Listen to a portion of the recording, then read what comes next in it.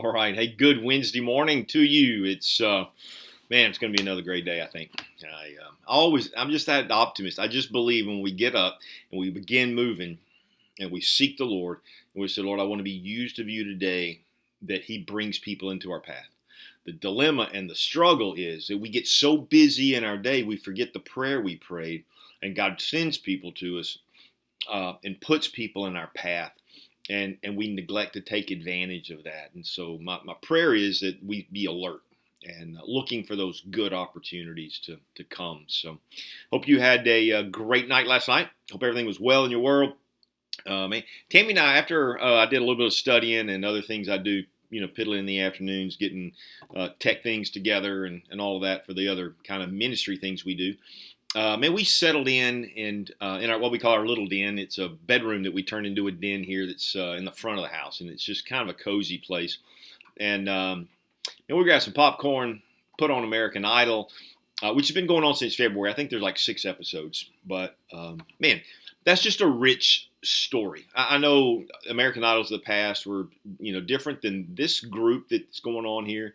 To hear the stories of these kids from literally nowhere, making it to a big stage and then rocking it. Man, I cry every time I watch American Idol, especially the audition section. So, just food for thought, man. If you enjoy that kind of stuff, that's a great place to spend an hour just kind of experiencing change that's potential in people's lives. So anyway, enough of that. Let's jump into John chapter 21.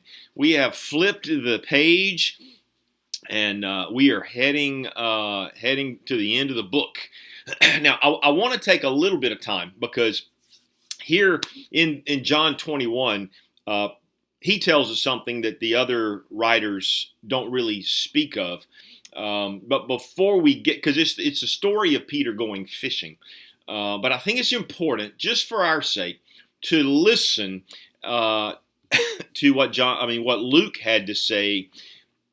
And this is at the very beginning. This is when he is calling his disciples.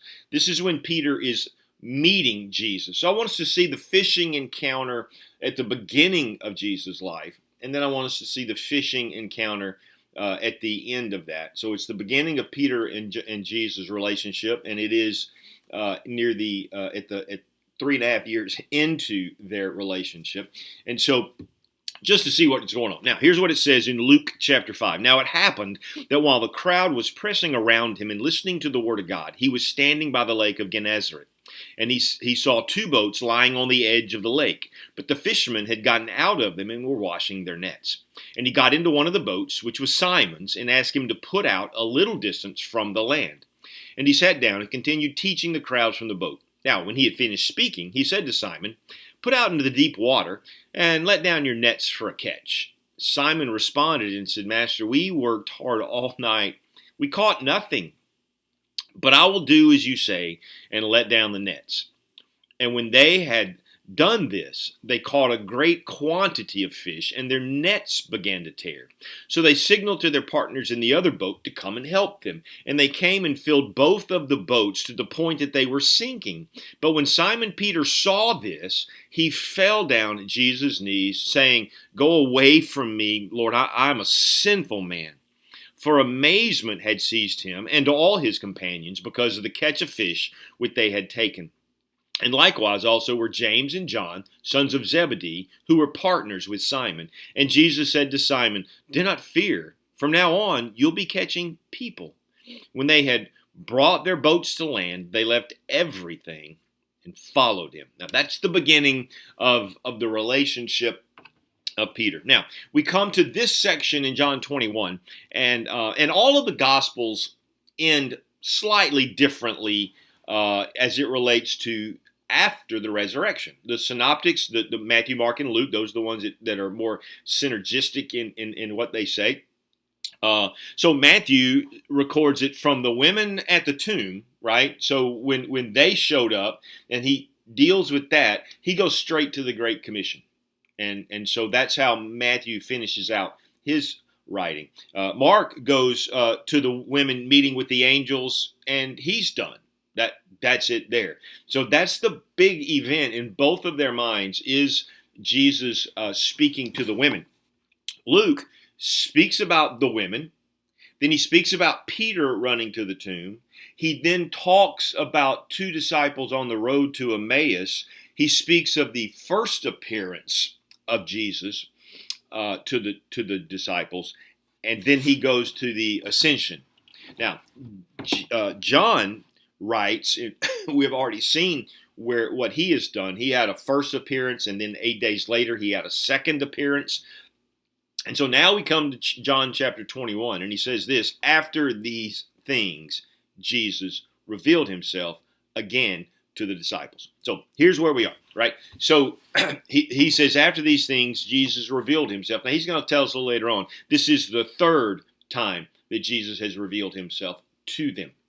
So we saw the first one. He walked through their walls that were locked and boarded up, so to speak, batten down the hatches. And he goes into the midst of them, tells them to be at peace, tells them he is who he is, lets them touch his hands and his feet, in his side, to show that he is Jesus, because his body is different. It's a resurrected body. It's different. It's not as recognizable as you would think, but once you see, then you don't unsee, and that's kind of what was going on there. Now, Thomas missed that one, so 8 days later, he does the very same thing. They're still hunkered down. It's been a week since the resurrection, and they're still hunkered down, batten down the hatches in this house where they're staying. And Jesus comes in again, same way. And he looks at Thomas, because Thomas had said, since he wasn't there, he told the disciples, unless I see for myself, I'm just not believing. And so there's what we call doubting Thomas. So he's with them on this second time, 8 days later, and he looks at Thomas and said, Thomas, stick your hands in my hands and in my side. I want you to know that I am who I say I am. And then he said, man, now I believe, right? And he rejoices with all of them. And Jesus looks at him and says, you believe because you've seen it. Blessed are those who, having not seen me, believe. Now, again, he prayed for us in John 17. That's another statement that he makes to you and me at that place where he promises a blessing to us because we have believed without seeing physically Christ. We are only participants by virtue of witnesses who told us the events that happened. But as we believed on that, he's granted us eternal life, and the Spirit of God comes and has rested within us. So now we have a deep, abiding relationship with Jesus through the Spirit of Christ. That's where we are. Now, so now it says after these things. So after those events, and then we don't know how long this was in between. He was there for 40 days after the resurrection. But we don't know really much about that, other than like Luke does remind us in the book of Acts that how he had spoken and seen, 500 saw him, and all of these other aspects that took place. We don't know the time frame. We do know that Jesus had already told them to go to Galilee. Now, he did that not himself, but he did that through the women. Matthew 28, Matthew records that he said, tell them, the angel said, go tell the disciples to go on ahead and meet in Galilee, and he will catch up. Mark says the same thing in Mark 16:7. He says that the women said, go to Galilee. So here is the setting. They are in Galilee. So they at least did that, right? Now, there's some who say because I think it was in Matthew at the Great Commission that they were at the mountain where Jesus had told them to go, and he met and he taught, and then he gave the Great Commission. As though somehow they were disobedient. They just went to Galilee and didn't go to the mountain. Well, that's a stretch because we don't know that they aren't on the mountain by the lake in Galilee, and so they just traveled down. We don't know that. And so I'm not going to make assumptions about those things other than to say that after these things means the other revealings of Mary, the women, the 2 disciples, the 10 disciples, Thomas plus the 10. And now after all of those things, Jesus reveals himself again. Now, that word reveal means to manifest, to expose, if you will, because, again, he's not easily recognizable as the Jesus that they spent 3.5 years with. And so he reveals himself again. Now, he's from a distance, so in fairness, it's not like they had a close-up look at him. Let's read the story, because I'm taking too much in the intro. After these things, Jesus revealed himself again to the disciples at the Sea of Tiberias. Now, that is the Sea of Galilee. Roman Caesars had changed it in honor of Tiberius, who was a Caesar. They called it that. So it's called both. So don't get confused by all of that. They're at Galilee, in the Sea of Galilee.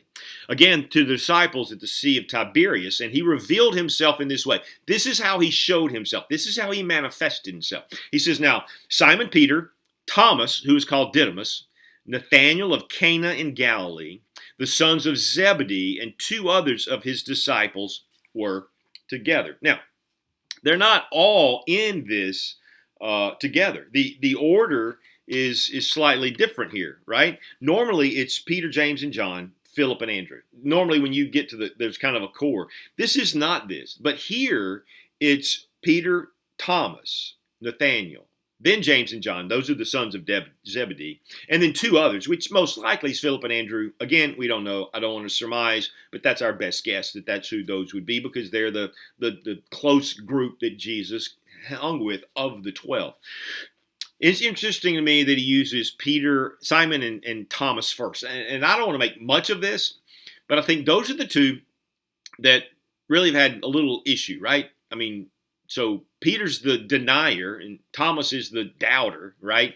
And so you've got those 2 men. I think it's interesting that they're paired this way, because every other time it's Peter, James, and John, Philip and Andrew, right? And so anyway, again, not to make much of that, just to understand. Now, if we jump down to verse 3, he says, Simon Peter said to them, I'm going fishing. I'm going fishing. Now, again, you have a lot of commentators and a lot of theologians who say this is Peter giving up, like, I'm done. I'm not convinced that that's what's going on, that he's given up. I think, and they would say, well, the forced language says that he went back to fishing. And man, I hear people say this all the time in just conversation, and I'm like, you heard that from somebody, but really, in the original language, it's a present active indicative. It doesn't imply a break of a hard nature, and so he's now going back to his old ways. That's what I think, because it creates a drama that they love. I don't think that's what's going on. I think potentially what's happening is Peter's restless. Like he knows that they're there and they're supposed to wait and on him, and yet he's not come. And I think, man, is it his nervous energy? He's just, I'm going to go do what I'm comfortable with. Now that is potentially what happens, right? Because they don't know what to do. They're just hanging out, right, in a cabin in the mountains, so to speak. And you go, hey, I'm going fishing, and so. Was it because Jesus was slow in coming? Was it the anticipation of maybe somehow a one-on-one encounter with Jesus? Was he nervous about all that? His denying. They still haven't had a chance to talk. He's spoken to them all. We know of no private meeting yet at this point. And so this is what's going on. And it says, and they said to him, we're coming with you. Now, were they doing that? Was Peter on some kind of suicide watch? I mean, not literally, but you know what I mean. Was it like, hey, I'm just, we're not going to let you be alone. We know you're struggling, and so we're all in. I like to think that's probably what's going on. That they're like, hey, man, we're with you. Not like, hey, we're done with this stuff too, which is what everybody wants to make it look like. I think it's more like, hey, we're with you, bro. And so they had off fishing. Now, here, if I don't hurry, we're not going to get to this story. But when the day was breaking. So they went out. They're fishing that night. They're fishing at night. They're about 100 yards off the football field length off the shore. It says, but when day was breaking, now Jesus stood on the beach. Oh, wait, did I miss something? We are also coming. They went out and got into the boat. It's most likely Simon's. And that night they caught nothing. So again, similar to the first story, they caught nothing. right? They're in Peter's boat. I'm assuming it says the boat. Well, I mean, it's not a boat. They say a boat in a minute, but here it's the boat. And so my assumption is he's going down to his boat, right? And so they all get into the boat. Now, but when when day was now breaking, Jesus stood at the beach, yet the disciples did not know it was Jesus. They're out there fishing. They're a football field away, man, but they do see a silhouette of somebody out there. Jesus said to them, "Children, you don't have any fish to eat, do you?" Right? Like, I almost sense it's in a sarcastic, not like he's asking a question. Hey, do you have any fish? Because the way it's phrased is, you don't have any fish, do you? It's almost like you're losers, aren't you? Now, Jesus would never call them losers, but I just get this. I mean, I think he's taunting a little bit here in a fun-natured way. He calls them children, and some would say, well, no, he's not calling them children, but paidas is child. It's a little child. He's calling them little children. That should have been their first clue, right? That someone, an old man, a man speaking to other men would say children. But he says, they answered him, no. And he said to them, cast the net on the right side of the boat and you will find the fish. Now, this time, they're not like, okay, whatever. This time, they cast it, and then they were not able to haul it in because of the great quantity of fish. So they don't know it's him, but they know this crazy thing is going on and is happening. Therefore, the disciple whom Jesus loved, that's John himself, the writer of this book, John looks at Peter and says, it's the Lord. Now, this is what I love about this story. So, when Simon Peter heard that it was the Lord, so I think again, you think, man, was he afraid to talk to Jesus alone? It looks like maybe not. Maybe the anticipation was killing him, and now that Jesus is there, he just wants to go give him a hug and plead how sorry he is. And so, it says, so when Simon Peter heard that it was the Lord, he put on his outer garment. They'd taken their clothes, their shirt, their tunic off, which was a long, deal that they wore, and they had their under, which was like a bundled up big diaper, if you will. You've seen those in movies and stuff like that. So he's wearing that. So he grabs his tunic, which he had stripped for work, and then it says he threw himself into the sea. I love that phrase, throw. It's what you do when you cast nets. It's not like, hey, he dove in. He just belly flops in the water, man. He's going to see Jesus. And I find great encouragement in that when you and me struggle, and we've had what we would consider, not that we can separate ourselves from God, because who can do that, but when we feel like we have let him down, it's just like, I just want to get into his presence. I want to confess that thing. I want to let him know, I'm terribly sorry for what's going on.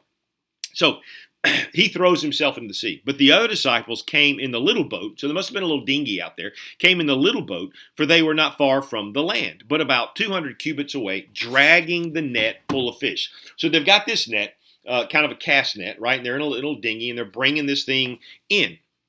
It says, so when they got out on the land, they saw a charcoal fire already made and fish placed on it. So before they can even get their haul in, the man Jesus, resurrected, already had some fish. Did he go fishing himself? Were they just created and he threw them in the pan? Did he wade into the water and pick one out with his hand? We don't know, but don't discount the miraculous nature of this stuff. So when they got out of the land, they saw a charcoal fire already made and fish placed on it and bread. Jesus is ready, man. This is Beachside Breakfast with Jesus. He's got the whole feast prepared. So Simon Peter went up. Then Jesus said to them, "Hey, bring some of your fish too." It's almost like, yeah, I've already got mine. Took you a minute, but hey, come on, bring yours too. Come on, y'all play with us, right? Bring yours too. And it says, so Simon Peter went and hauled the net to land full of large fish, 153. And although there were so many, their net was not torn. So, and it was very specific here. They were dragging the ones in from the water. So it only says Simon Peter went up and hauled the net to the land. So Peter grabs it out of the water. This lets me know Peter's pretty brawny guy, right? There's 153 fish. You figure the average fish of what it weighs. We're talking about 300 plus pounds of fish. He just drags it up on the land, full of large fish. It would be different. You go, oh, it's a bunch of little minnows. No, large fish, 2 pound or more, right?